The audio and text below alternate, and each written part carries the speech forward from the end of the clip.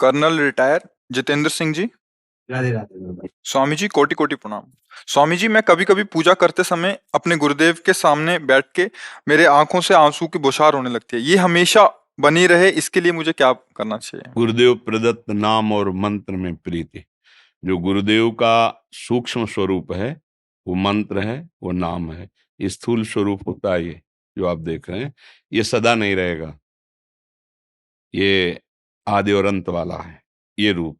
लेकिन गुरुदेव का जो स्वरूप है, जीवन है, वो नाम है, वो मंत्र है जो उन्होंने दिया है। नाम और मंत्र को गुरु स्वरूप समझकर उसका निरंतर चिंतन करने का अभ्यास करो तो एक स्थिति ऐसी आती है कि आंसू भी सूख जाते हैं, निकलना बंद हो जाता है, केवल दाह लग जाती है हृदय में। ऐसी दाह हो, किसी से कुछ बोल नहीं सकता, कुछ कह नहीं सकता, बस अंदर ही अंदर वो अपने प्रीतम के मिलन सुख में या विरह सुख में वो निमग्न रहता है। बाहर से कुछ नहीं दिखाई दे रहा, ना कोई आंसू चल रहे, ना कोई रोमांच दिखाई दे। कभी कभी ऐसे प्रकट हो जाते हैं, पर एक स्थिति इससे भी आगे होती है। अंतरदाव लगी रहे, धुआं न प्रगटे कोय, कह जाने दिल आपनो, या जा सिर बीती हो। या वो स्थिति किसी की वैसी है तो समझ सकता है, अन्यथा कोई नहीं समझ सकता। अंदर ही अंदर जो गुरु प्रदत्त मंत्र का जो स्वरूप प्रकाशित होता है, विकल होता है, प्रेम विकल रहता है।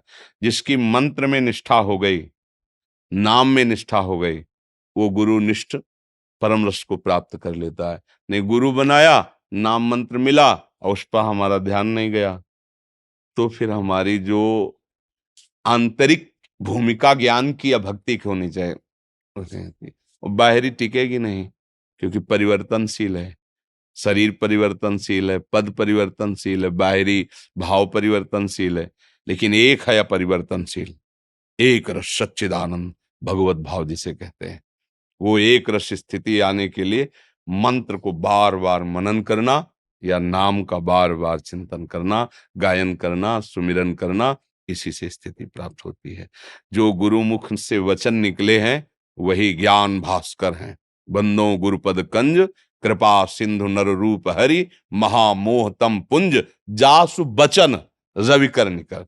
ध्यान मूलम गुरु मूर्ति, पूजा मूलम गुरुपदम, मंत्र मूलम गुरु वाक्यम, वचन वाक्यम, मोक्ष मूलम गुरु कृपा। जिसको अपने सदगुरुदेव के वचन पर विश्वास हो गया और रात दिन उसी का मनन करता है, वो वस्तु को प्राप्त कर लेता है। गुरुदेव का स्वरूप, गुरुदेव की महिमा, गुरुदेव का वैभव वही देख पाता है जो गुरुदेव प्रदत्त मंत्र और नाम का निरंतर जप करता रहता है। जे गुरु चरण रेणु अनुरागी, ते लोकहूं वेदहूं बड़ भागी। जे गुरु चरण रेणु सिर धरई, ते जन सकल विभव बस करहीं। श्री गुरु पद नख मणिगण ज्योति, सुमिरत दिव्य दृष्टि ही होती।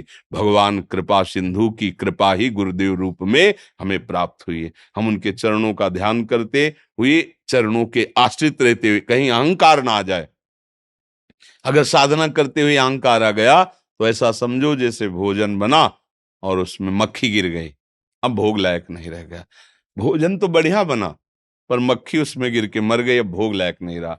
ऐसे ही अहंकार आ गया साधना करते तो प्रेम नहीं प्रकट पर कर पाएगा वो साधन, भगवत साक्षात्कार नहीं कर। इसीलिए जब गुरु चरणों का आश्रय, तो ये लगता है कि भजन में कहाँ कर सकता था, ये तो मेरे गुरुदेव की कृपा है, उनकी कृपा दृष्टि से भजन हो रहा है, उनकी कृपा दृष्टि से मैं इंद्रियों पर विजय प्राप्त कर रहा हूं। इसलिए उपासक को गुरु चरणों का आश्रय लेकर नाम और मंत्र में अपने जीवन को लगा। ये अंदर की बातें हैं, अंदर अंदर नाम चल रहा है, मंत्र चल रहा है। बाहर से आप पैंट शर्ट में, अंदर से महात्मा हो, बात बन गई। अगर हम अंदर अंदर भगवत चिंतन न करके विषय चिंतन करें तो सब ड्रामा हो गया, पाखंड हो गया। इसी को पाखंड कहते हैं कि भीतर कुछ, बाहर कुछ, क्रियाएं कुछ, वचन में कुछ। भगवान पाखंड से प्रसन्न नहीं होते। सत्य वस्तु है, मैं जैसा हूं अपने प्रभु का हूं और गुरुदेव प्रदत्त नाम मंत्र में निरंतर रटन, तो फिर आपको अनुभव हो जाएगा।